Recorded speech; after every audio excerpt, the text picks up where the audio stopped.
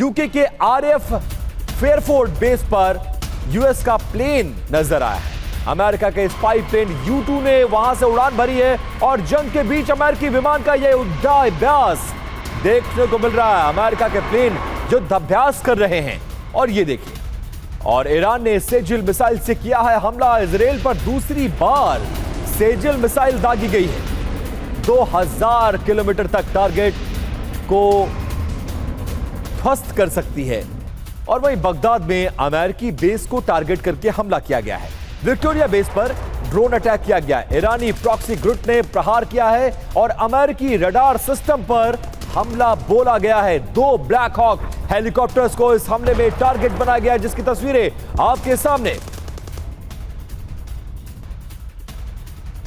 और आईडीएफ का दक्षिण लेबनान पर हमला गैस स्टेशन पर गिरी है। आईडीएफ की मिसाइल, ये तस्वीर देखिए, आसमान तक उठा आग का गुबार।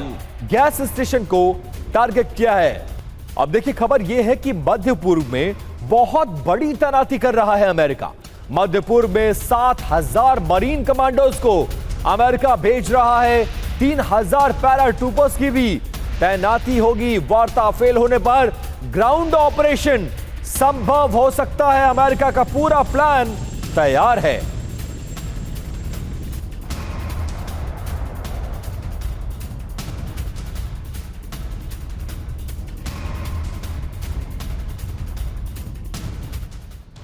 अब आपको बताते हैं कि आखिरकार अमेरिका अपनी किन किन स्पेशल फोर्स को ईरान भेजने की तैयारी में जुटा हुआ है। ईरान में अमेरिका की कितनी सैन्य यूनिट है, जरा यह जान लीजिए। 160वीं सोर यूनिट, जिसकी विशेषता यह हेलीकॉप्टर यूनिट है। 75वीं रेंज रेजिमेंट और एयरबेस पर कब्जे के लिए पूरी तरह से प्रशिक्षित होती है। डेल्टा फोर्स की बात करते हैं, दुश्मन को निशाना बनाने में पूरी तरह से एक्सपर्ट है। फर्स्ट स्पेशल फोर्सेस ग्रुप इसको कहा जाता है। एशिया और प्रशांत क्षेत्र में इसकी तैनाती है। 5वीं स्पेशल फोर्सेस ग्रुप की बात करें तो अपरंपरागत युद्ध लड़ने में यह पूरी तरह से सक्षम होती है। यूएस नेवी सील और दुनिया के सबसे खतरनाक कमांडोज इनको माना जाता है। इनको भी जंग में उतारा जा सकता है। इस बीच देखिए, एक बड़ी खबर ईरान जंग से जुड़ी हुई है। बहुत बड़ी खबर, कुवैत ने ईरान से न्यूक्लियर लीक को लेकर चेतावनी जारी की है।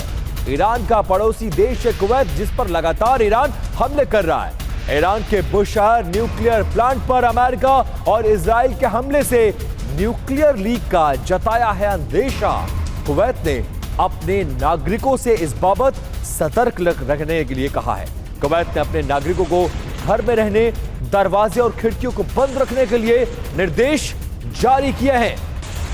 एक बार फिर से मनीष झा का रुख करते हैं। मनीष, मिडिल ईस्ट के जो तमाम देश हमले झेल रहे हैं उसमें कुवैत भी है, लेकिन वो जो कुवैत कह रहा है वो बहुत हैरान करने वाला है। लगातार अमेरिका और इजराइल हमला कर रहे हैं और यहां पर न्यूक्लियर लीक का खतरा सता रहा है। अपने नागरिकों के लिए एडवाइजरी जारी कर रहा है। क्या यह प्रिकॉशनरी एडवाइजरी मानी जाए, या आपको लगता है कि इस तरह की चीजें अब इस युद्ध में हो सकती है? न्यूक्लियर लीक का खतरा होना एक बहुत बड़ी बात है। बिल्कुल विपिन, देखिए ये मामला अब काफ़ी गंभीर होता जा रहा है। वो इसलिए भी क्योंकि आज ही ईरान के परमाणु ऊर्जा विभाग ने ये सूचना दी है कि अमेरिका और इजराइल के स्ट्राइक में बुशहर प्लांट जो है, जो कि उनका एक ईरान का न्यूक्लियर पावर प्लांट है, उसको नुकसान पहुंचा है, उसको डैमेज हुआ है।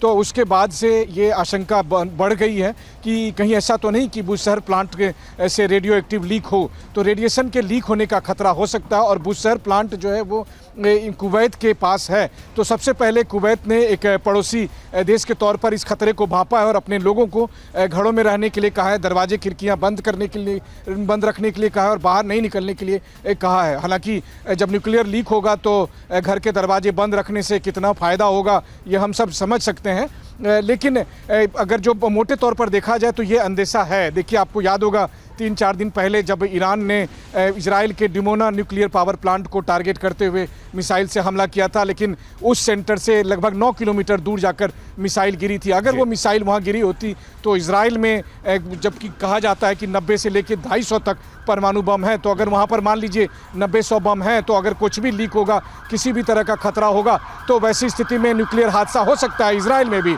उसी तरह से ईरान के परमाणु प्लांट को टारगेट कर कर या फिर जहां पर परमाणु मटेरियल हो सकते हैं उसको टारगेट कर कर लगातार स्ट्राइक किए जाते हैं। तो न्यूक्लियर लीक का खतरा लगातार बना हुआ है ईरान में भी, इजराइल में भी, और उसकी वजह से न केवल ईरान और इजराइल बल्कि पूरा ये जो रीजन है ये उसकी चपेट में आ सकता है। और सबसे बड़ी बात है कि हम और आप तो हिरोशिमा और नागासाकी की तबाही की बातें करते हैं, अगर खुदा न खास्ता ये हो गया तो फिर उससे कई गुना ज़्यादा बड़ी तबाही भी हो सकती है। और कुवैत ने, जो कि इराक का पड़ोसी है, अमेरिका का सहयोगी देश है, जिस पर ईरान की तरफ से लगातार अटैक भी किए जाते हैं, और वैसी स्थिति में उनकी तरफ से जिस तरीके से ये चेतावनी जारी की है वो चेतावनी काफी गंभीर लग रही है। बिल्कुल, स्थिति बहुत ज्यादा गंभीर है और अगर ऐसा हुआ तो मध्य पूर्व में एक ऐसा संकट आएगा जैसा संकट इतिहास में मध्य पूर्व ने नहीं देखा होगा।